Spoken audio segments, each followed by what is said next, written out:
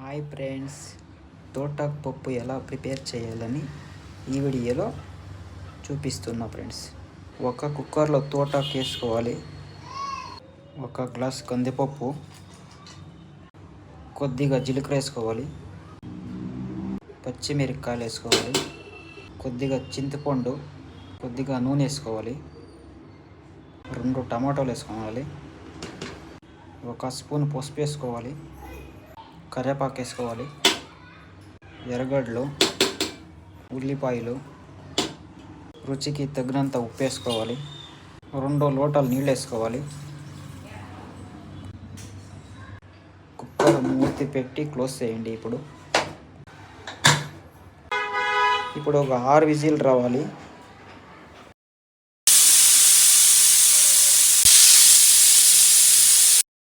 Whistle complete అయింది, of చేసుకోండి. Cooker open చేయండి. ఇప్పుడు చూడండి, ఉప్పు కట్టెలా ఇలా బాగా రుద్దుకోండి. ఇప్పుడు ఇది బాగా చాలా నున్నగా అయింది. ఇప్పుడు తాలింపు వేసుకుంటాము. కొద్దిగా నూనె వేసుకుంటాము, కొద్దిగా ఆవాలు, కొద్దిగా జీలకర్ర, కొద్దిగా శనగబెళ్ళు వేసుకోండి, కరివేపాకు, మిరపకాయలు. ఇప్పుడు తాలింపు వేసుకుంటాము.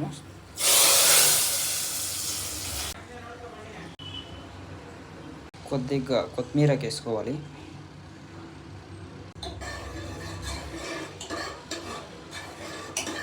చూడండి ఫ్రెండ్స్, తోటాకు పప్పు చేసే ట్రిక్ ఇంతే ఫ్రెండ్స్. మీరు ఇలాగే ట్రై చేయండి ఇంట్లో.